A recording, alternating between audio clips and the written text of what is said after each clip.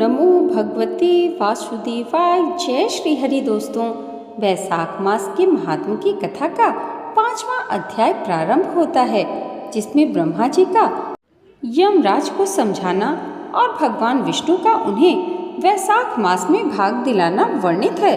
ब्रह्मा जी ने कहा, यमराज, तुमने क्या आश्चर्य देखा है? क्या तुम्हें खेद हो रहा है? भगवान गोविंद को एक बार भी प्रणाम कर लिया जाए तो वह 100 अश्वमेध यज्ञों के अवभृत स्नान के समान होता है। यज्ञ करने वाला तो पुनः इस संसार में जन्म लेता है, परंतु भगवान को किया हुआ प्रणाम पुनर्जन्म का हेतु नहीं बनता, मुक्ति की प्राप्ति करा देता है।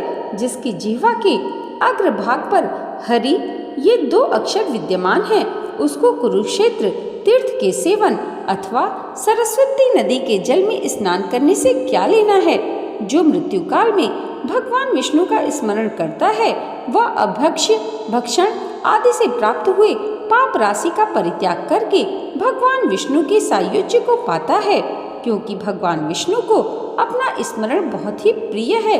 यमराज, इसी प्रकार वैशाख नामक मास भी भगवान विष्णु को प्रिय है, जिसके धर्म को श्रवण करने मात्र से मनुष्य सब पापों से मुक्त हो जाता है। उसके अनुष्ठान में तत्पर रहने वाला मनुष्य यदि मुक्ति को प्राप्त हो तो उसके लिए क्या कहना है।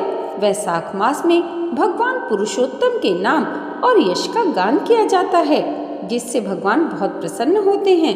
पुरुषोत्तम श्री हरि संपूर्ण जगत के स्वामी और हमारे जनक हैं। यह राजा कीर्तिमान वैशाख मास में उन्हीं भगवान के प्रिय धर्मों का अनुष्ठान करता है, जिससे प्रसन्न चित्त होकर भगवान विष्णु सदा उसकी सहायता में स्थित रहते हैं। भगवान वासुदेव के भक्तों का कभी अमंगल नहीं होता। उन्हें जन्म, मृत्यु, जरा और व्याधि का भय भी नहीं होता। कार्य में नियुक्त किया हुआ पुरुष यदि अपनी पूरी शक्ति लगाकर स्वामी के कार्य साधन की चेष्टा करता है तो उतने से ही वह कृतार्थ हो जाता है।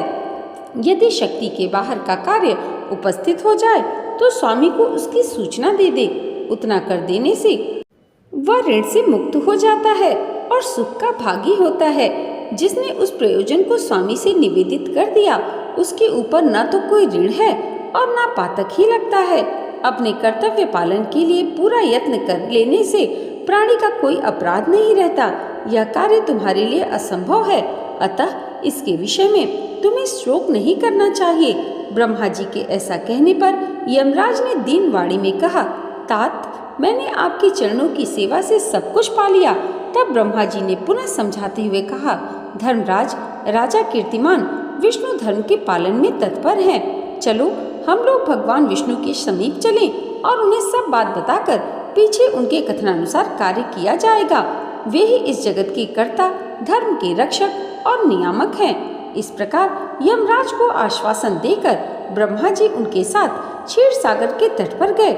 वहां उन्होंने सच्चिदानंदन स्वरूप गुणातीत परमेश्वर विष्णु का स्तवन किया। ब्रह्मा जी की स्तुति से संतुष्ट होकर भगवान विष्णु वहां प्रकट हुए। यमराज और ब्रह्मा जी ने तुरंत ही उनके चरणों में मस्तक झुकाया। तब भगवान महाविष्णु ने मेघ के समान गंभीर वाणी में उन दोनों से कहा, तुम लोग यहाँ क्यों आए हो? ब्रह्मा जी ने कहा, प्रभु, आपके श्रेष्ठ भक्त राजा कीर्तिमान के शासन काल में सब मनुष्य वैशाख धर्म के पालन में संलग्न हैं। आपके अविनाशी पद को प्राप्त हो रहे हैं, इससे यमपुरी सुनी हो गई है। उनके ऐसा कहने पर भगवान विष्णु हंसते हुए बोले, मैं लक्ष्मी को त्याग दूंगा। अपने प्राण, शरीर, श्रीवत्स, कौस्तुभ मणि, वैजयंती माला, श्वेत द्वीप, वैकुंठ धाम, क्षीर सागर, शेषनाग तथा गरुड़ जी को भी छोड़ दूंगा, परंतु अपने भक्त का त्याग नहीं कर सकूंगा, जिन्होंने मेरे लिए सब भोगों का त्याग करके अपना जीवन तक मुझे सौंप दिया है।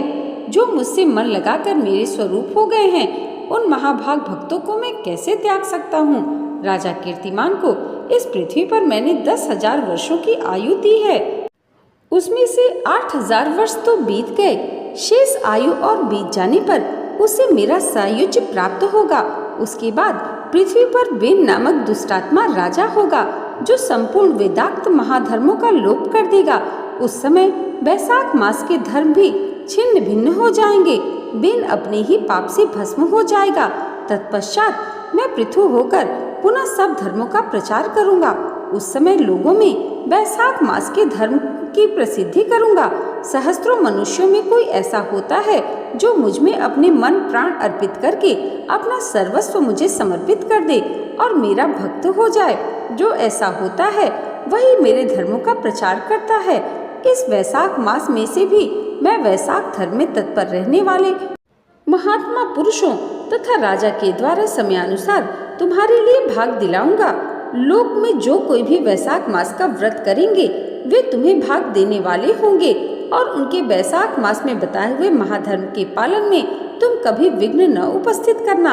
यमराज को इस प्रकार आश्वासन देकर भगवान विष्णु वहीं अंतर ध्यान हो गए। ब्रह्मा जी भी अपने सेवकों के साथ सत्यलोक को चले गए। उनके बाद यमराज भी अपनी पुरी को पधारे।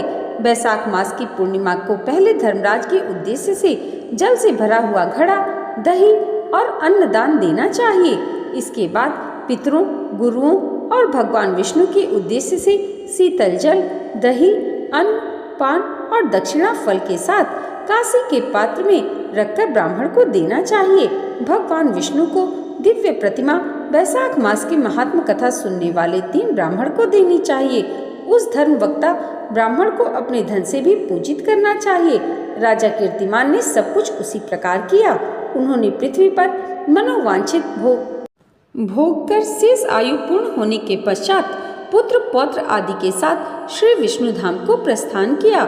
मिथिलापति ने कहा, महामते, दुरात्मा राजा बेन प्रथम मनवंतर में हुआ था और ये राजा इक्षा कुकुल भूषण कीर्तिमान वैवस्वत मनवंतर के व्यक्ति हैं। यह बात पहले मैंने आपके मुख से सुन रखी है, परंतु इस समय आपने और ही बात कही है कि यह राजा जब वैकुंठवासी हो जाएंगे उसके बाद राजा बेन उत्पन्न होगा। मेरे इस संशय को आप निवृत्त कीजिए। श्रुतदेव ने कहा, राजन, पुराणों में जो विषमता प्रतीत होती है वह युग भेद और कल्प भेद की व्यवस्था के अनुसार है। इसलिए कहीं कथा में समय की विपरीतता देखकर उसके अप्रामाणिक होने की आशंका नहीं करनी चाहिए। जय जय श्री हरि। दोस्तों, यहाँ पर वैशाख मास के महात्म की कथा का 5वां अध्याय समाप्त हुआ। आज की वीडियो अगर आपको अच्छी लगी हो तो कमेंट बॉक्स में जय श्री हरि जरूर लिखिएगा और इसे लाइक और हमारे चैनल पर पहली बार आए हैं तो सब्सक्राइब करना मत भूलिएगा। भगवान श्री हरि की कृपा आप सबके जीवन पर सदैव ऐसे ही बनी रहे, इसी मंगल कामना के साथ मिलते हैं अगली वीडियो में वैशाख मास के महात्म की कथा के 6वें अध्याय के साथ। तब तक के लिए जय माता दी, जय श्री हरि।